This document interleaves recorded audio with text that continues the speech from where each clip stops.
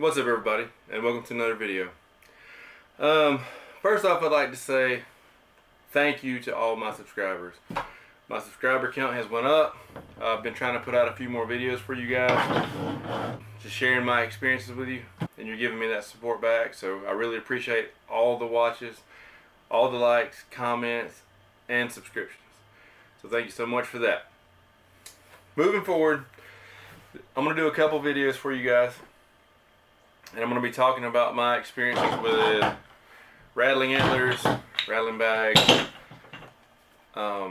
This is a giant grunt call, by the way. Bought it last minute, lost mine, bought it at Walmart on the way up 3 or 4 years ago. Grunt call, and this is a doe bleat in the can, the Primos. So I've been torn on which one I was going to show you today.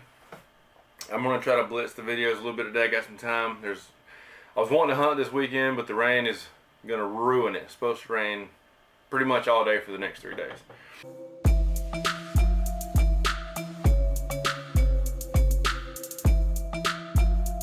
So just in order to try to keep content coming, these are the videos that I'm going to have to do just to, keep bringing content to you guys. And it's very useful information, very useful. All right, so I'm going to go with, we're going to start out with the grunt call for now. Don't go ahead and subscribe if you haven't already, so you don't miss my next video. The next video will be on rattling antlers, how to use them, why to use them, all that good stuff. All right, so let's talk about grunt calls. I told you this is not my favorite one. It's giant. The last one I had, and I don't even remember what kind it was. I had it for years and years. It was a lot smaller than this, and it had a press on it for the different tones. This one has an adjustment on it for the different tones. It works. I'm not a user of the grunt call a lot. My dad is a firm believer in the grunt call. So I do want to tell you some of the mistakes that I've seen, some of the mistakes that I know have happened, and how a grunt call can be used effectively. Alright, so for starters, a grunt call is something that you can use all year. It doesn't have to be the rut. It's October now. It's almost mid-October, so it's perfect time to do this video because everybody's going to be breaking out their additional artillery to better their chances. So your goal with a grunter, and this is the most important part, I have to stress that, the most important part. The goal is to draw attention with the grunter. Alright? So what you don't want, and what a lot of people do, especially my buddies, I mentioned that in one of my other videos. I'll put a card up here right now. You can check that out. I just threw a little mention of it in there. So what you don't want to do is to go in there like you are, what is this? Let's see what this is. There you go. Sorry about that. Alright, so what you don't want to do is be sitting in the stand and just start roaring.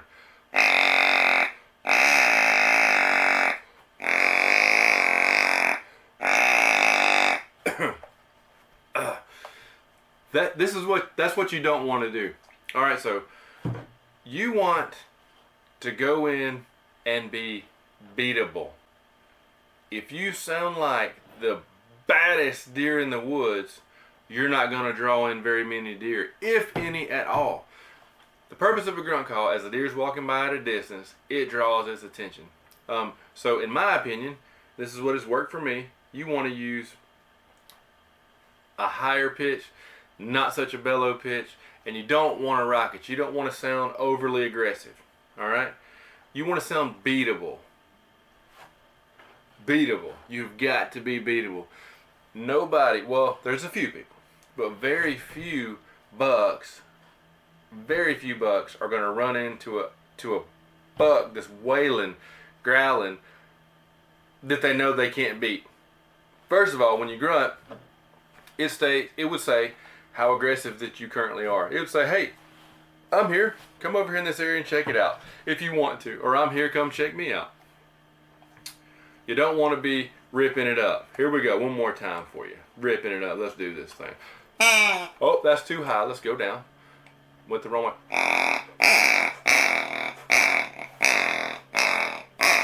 Don't do that.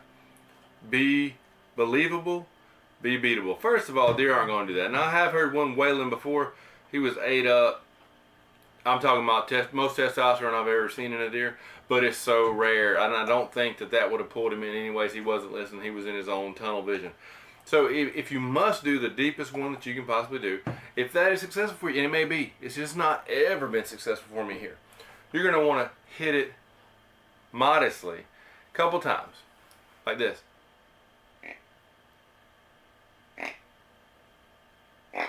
And change your direction that you do your tone. You may do it a little louder than that. That was pretty subtle. But in the woods, everything's a lot louder.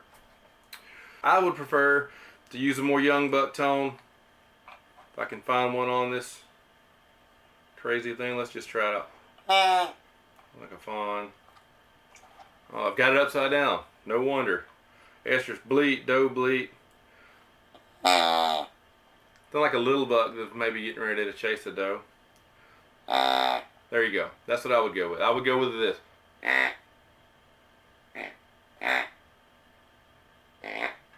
That's about it. Short bursts. Tut, tut. If you've ever seen a buck chasing a doe, primarily a small buck, that's what he's doing. He's got his head right at her tail and he's just ripping it up the whole time. Be believable. Don't go crazy. If you do, it's going to run the deer off unless it's the most dominant deer in the woods who just wants to come and get some of that. Because aggression is going to run off all your bucks that aren't at that phase. So the more aggressive you are, the less likely you are to pull in deer. Like, no deer are scared of a small deer, right? So a big buck is going to come in and try to kick a small buck's ass just as much as he's going to want to come in and kick a big buck's ass. He just is. But if you're a giant and you're equals with the other buck, the chances of him coming in are reduced because he's coming up to an equal contender. So be believable, be beatable, and practice using your grunt call. So let's talk about this bad boy. This is the original can from Primos. Just put your finger on the little thing, turn it over. Here's my recommendation on this. If somebody gives you one, might as well take it to the woods. Put it in the bottom of your bag though. Never seen a deer with this. I've used it a lot. I've had this thing for years and years and years. I've had it for years. Use it. Never has it helped me see anything. I've seen bucks at a distance. Grunt at them hard, hoping they would come. They ignored that. Pulled out the can on the bottom of my bag as a last resort. Pulled it out. Buck didn't even look. So as far as this goes, if you don't already have one, don't buy one. That's my recommendation. Well, thanks for watching. I hope you enjoyed this video. I'm going to do a lot more videos like this over the course of the rainy days that are upon me. For everybody who is subscribed, again, thank you so much. I really appreciate it. Thank you for helping me grow this channel. If you haven't subscribed, please go ahead and do so. Hit the like button, hit the notification bell. You don't want to miss any of my videos. It's going to be a great deer season. I'll see you on the next one.